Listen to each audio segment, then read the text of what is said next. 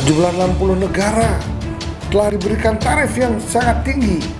Rakyat tidak mau Amerika itu bangkrut oleh karena sebuah ide-ide yang sangat kontroversial yang secara mendadak diumumkan oleh Donald Trump. Kenaikan tarif yang dilakukan oleh Donald Trump itu menyebabkan akan terjadi resesi di Amerika berkepanjangan. Kita harus mulai melakukan terobosan-terobosan baru.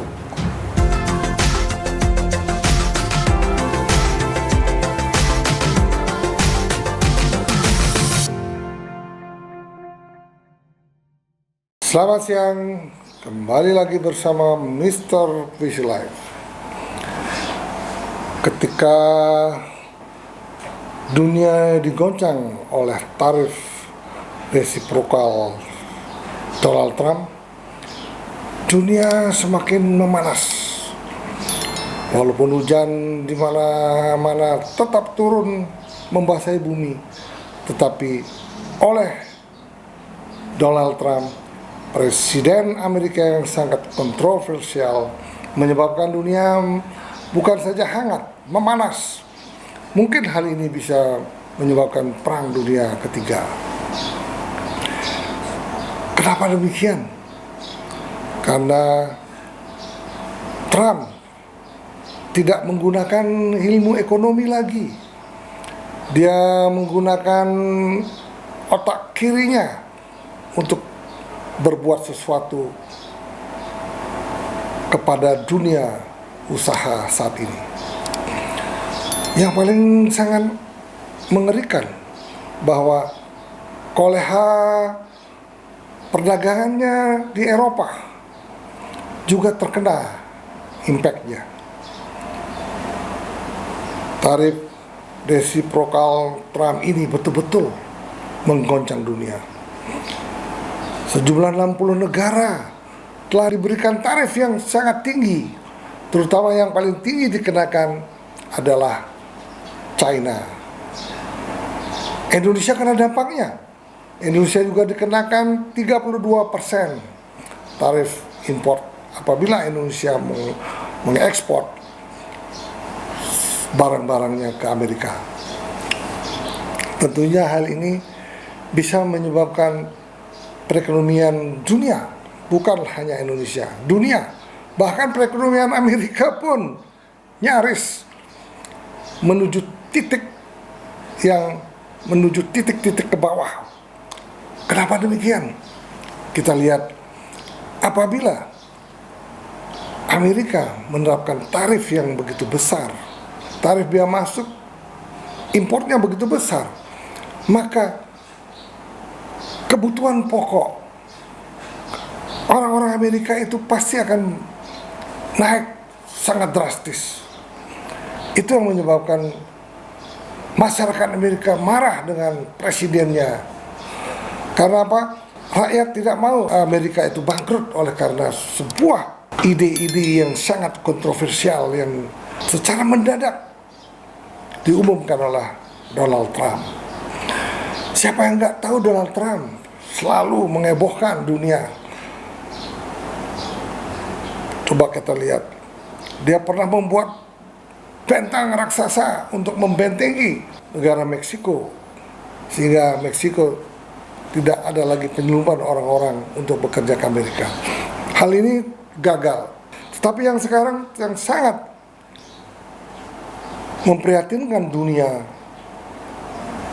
saat ini adalah kejadian perang tarif yang dilakukan oleh Trump itu membuat semua panas dingin. Tetapi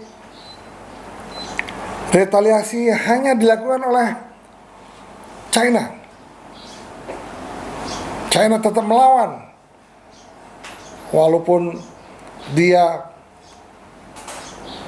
negara yang cukup besar dan negara yang satu-satunya saingan perdagangannya adalah Amerika Serikat.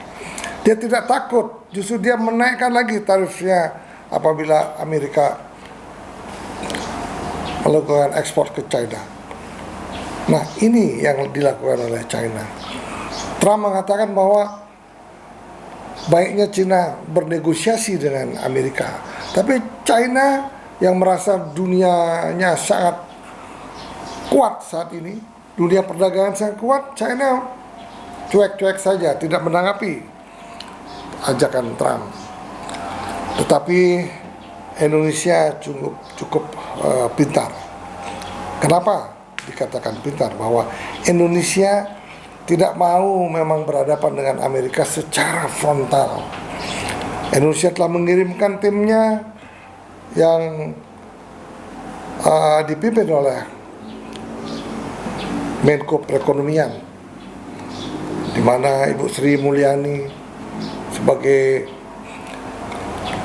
Menteri Keuangan dan juga Wakil Menteri Keuangan dan juga Menteri Luar Negeri dan termasuk juga Kepala OJK ikut bernegosiasi ke Amerika. Nah, ini karena sudah telanjur diucapkan Indonesia akan bernegosiasi. Ternyata sebelumnya itu Donald Trump mengumumkan bahwa 57 negara telah diberikan kelonggaran dalam 3 bulan untuk bernegosiasi. Nah, sudah telanjur diumumkan, makanya tim Indonesia pun sudah berangkat ke Amerika. Tetapi Pak Yusuf Kalla mengatakan bahwa bukan bernegosiasi. Beliau mengatakan klarifikasi. Nah, memang benar adanya. Kenapa? Sekarang defisit neraca perdagangan Amerika terhadap Indonesia kurang lebih 17 sampai 18 miliar dolar. Nah, kalau kita lihat bahwa memang telah terjadi defisit perdagangan segitu besar. Nah, itulah Donald Trump mengatakan bahwa Indonesia mengenakan tarif sampai 64% terhadap Amerika, sehingga terjadi defisit perdagangan kurang lebih 17 sampai 18 miliar dolar. Nah, tetapi kalau defisit perdagangan ini kita klarifikasi, kita negosiasikan dengan Donald Trump bahwa ada services yang dilakukan oleh perusahaan-perusahaan Amerika Serikat, misalnya Netflix, Google, Twitter, kemudian artificial intelligence. Nah, itu servisnya kan kita bayar, masyarakat bayar. Walaupun bukan negara yang bayar, masyarakat Indonesia menggunakan services tersebut. Nah, sehingga kemungkinan kalau kita dihitung oleh Amerika Serikat dan saat mungkin klarifikasi, saat negosiasi dengan Amerika Serikat, ini pun harus diinformasikan oleh tim kita. Nah, mungkin sudah 50% tidak terjadi defisit. Nah, itulah yang harus dibicarakan di Amerika. Nah, itulah kira-kira yang bisa kita informasikan. Kita bisa share kepada tim perekonomian Indonesia, sehingga mudah-mudahan negosiasi, klarifikasi yang dilakukan oleh tim Indonesia dengan tim Amerika dapat berjalan dengan sukses. Nah, tetapi sebenarnya kita tidak terlalu khawatir bahwa ekspor Indonesia itu menyumbangkan hanya 20% dari PDB kita. Nah, tentunya kalau sebagian ekspor ke Amerika nantinya berkurang, mungkin pemerintah, Menteri Perdagangan juga mengalihkan ekspornya ke negara-negara lain seperti Brasilia, India, Cina, dan lain-lainnya. Nah, sehingga ekspor Indonesia bukan menurun, justru mungkin bisa meningkat di kemudian hari. Nah, itu yang diharapkan oleh para pengamat. Tapi memang sih, kalau memang melihat hal ini, memang sistem perdagangan di seluruh dunia sudah mulai menurun. Barometer daripada penurunan perekonomian dunia ini adalah melalui pasar sahamnya itu sendiri. Indikator perekonomian dunia termasuk di Indonesia, indikatornya adalah bagaimana saham-saham itu bekerja. Nah, tetapi pada waktu Donald Trump mengumumkan tarif resiprokalnya sangat tinggi kepada Indonesia, harga saham Indonesia tetap menurun sedikit. Tapi setelah diinformasikan oleh Trump menunda selama 3 bulan, saham Indonesia pun mulai naik dikit demi dikit. Nah, tentunya hal ini kita juga perlu menunggu bagaimana hasil negosiasi dengan Amerika. Itu yang perlu kita waspadai, dan tentunya bagaimana Indonesia membuat terobosan-terobosan baru melalui Danantara misalnya, melalui pembangunan perumahan yang cukup besar. Pada tahap awalnya kemungkinan hal ini bisa dilakukan karena sudah ada kerjasama dengan Qatar. Qatar akan menyuntikkan dananya ke Indonesia $2 miliar. Nah, mungkin pembangunannya melalui Danantara. Danantara menyuntikkan 50% modal kerjanya, yaitu $2 miliar. Qatar menyuntikkan $2 miliar. Nah, ini bisa membantu kegiatan perekonomian. Karena apa? Hanya investasilah yang bisa membantu pertumbuhan ekonomi di negara kita. Untuk itu mudah-mudahan melalui Danantara yang banyak juga dikritik oleh tokoh-tokoh perekonomian kita, justru akan membuat negara ini banyak investasinya, terutama di bidang hilirisasi, energi terbarukan, perumahan, dan proyek-proyek lainnya. Nah, tentunya kita harus bisa memanfaatkan, misalnya negosiasi dengan Amerika. Bagaimana memanfaatkan negosiasi, yaitu dengan negosiasi secara baik-baik. Sedangkan kita, bangsa Indonesia membutuhkan kapas dari Amerika. Nah, kita minta kebijakan dari Amerika bahwa kita akan mengimpor kapas, kita akan mengimpor barang-barang pertahanan, barang-barang elektronik, dan barang-barang untuk alutsista mungkin dari Amerika, sehingga terjadi defisit perdagangan antara Indonesia dengan Amerika tidak terlalu tajam. Nah, itu saya rasa bisa membuat kita dengan Amerika akan perdagangannya tetap melaju seperti sebelumnya. Tetapi di lain pihak jangan lupa bahwa kegiatan kenaikan tarif yang dilakukan oleh Donald Trump itu menyebabkan akan terjadi resesi di Amerika berkepanjangan. Kenapa demikian? Kita lihat Apple sendiri sekarang udah mulai sahamnya turun. Kenapa turun? Karena apa? Apple itu hampir sebagian besar produksi yang dilakukan di negara China itu. Nah, apabila itu diberikan tarif impor ke Amerika 125%, berapa sih harga Apple akan terjadi di Amerika? Sehingga Apple akan mengalami penurunan yang sangat drastis. Juga Tesla, teman Donald Trump sendiri yaitu Elon Musk, juga geleng-geleng kepala. Tesla yang juga diproduksi di China, apabila melakukan ekspor ke Amerika, itu akan menyebabkan Tesla tidak mungkin dibeli oleh masyarakat Amerika. Sehingga Trump melakukan tarif importnya untuk mobil-mobil dari China ke Amerika sangat tinggi, sehingga persaingan mobil di Amerika itu cukup tajam. Tetapi tentunya mobil-mobil dari China itu tidak mungkin bisa akan sangat luar biasa diekspornya ke Amerika. Ini yang sebetulnya diprotek oleh Donald Trump.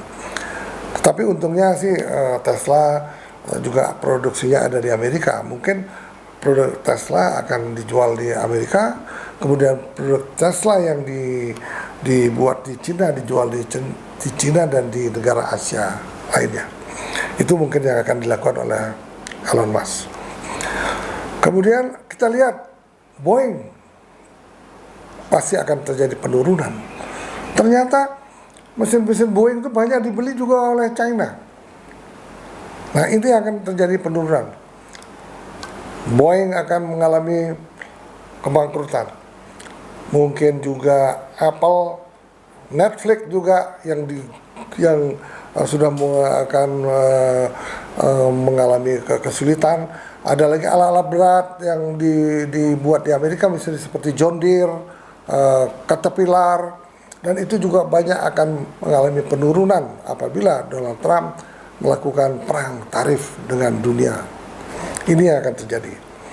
Ya, mudah-mudahan Donald Trump bisa mengevaluasi apa yang harus dilakukan, ataupun mungkin ini merupakan gertak sambal pressure terhadap negara-negara yang ada di dunia ini, karena dia merasa negara superpower, negara yang ingin mengatur dunia perdagangan. Ternyata orang-orang tidak mau diatur. Nah, itu yang terjadi. Apalagi China, dia tidak mau diatur, malah perang tarif terjadi. Mungkin Indonesia memang masih membutuhkan Amerika saat ini, sehingga Indonesia pun melakukan jalan yang terbaik, melakukan negosiasi dengan tim Amerika. Bapak-bapak, ibu para hadirin sekalian, nah ini perlu kita bahas, perlu kita waspadai, jangan sampai lengah. Tentunya Bapak Prabowo pun sudah mengantisipasi hal ini, sehingga dengan cepat kilat melakukan perjalanan ke luar negeri, ke Arab, Qatar. Ternyata beliau mendapat sambutan yang baik di negara Jordan, Qatar, sehingga yang tahap awal ini Qatar telah setuju untuk menginvestasikan dananya untuk pembangunan perumahan di Indonesia, yaitu sejumlah 2 miliar US dollar. Nah, ini mudah-mudahan dengan pembangunan perumahan ini, perekonomian khusus untuk bahan-bahan bangunan akan bergerak secepat kilat. Mungkin akan terasa dalam 1-2 tahun, baru terasa bagaimana pergerakan proyek pembangunan di Indonesia, terutama perumahan untuk rakyat. Ini akan bergulir dengan masif. Para hadirin sekalian, jangan segan-segan kita harus membahas hal ini, memberikan informasi yang baik demi kepentingan bangsa ini, demi kepentingan perekonomian bangsa ini yang sangat tidak baik-baik saja. Memang sih kalau kita lihat bahwa sejak 2 tahun lalu perekonomian bangsa ini memang diprediksi oleh para ahli mengalami penurunan. Ternyata pada saat Bapak Prabowo memimpin negeri ini, ternyata mulai ada penurunan perekonomian, bukan saja di Indonesia, juga di dunia luar. Apalagi dengan tarif yang sangat tidak masuk akal yang diterapkan oleh Trump, ini menyebabkan perekonomian dunia akan terpengaruh. Untuk itu marilah kita memanfaatkan apa yang telah dilakukan oleh Trump. Kita harus mulai melakukan terobosan-terobosan baru, di mana kita membutuhkan kedelai dari Amerika. Nah, ini perlu dibicarakan oleh tim kita di Amerika, bahwa untuk mengurai defisit perdagangan Amerika dengan Indonesia, kita perlu mengimpor kedelai lebih banyak, kapas, elektronik, dan lain-lainnya.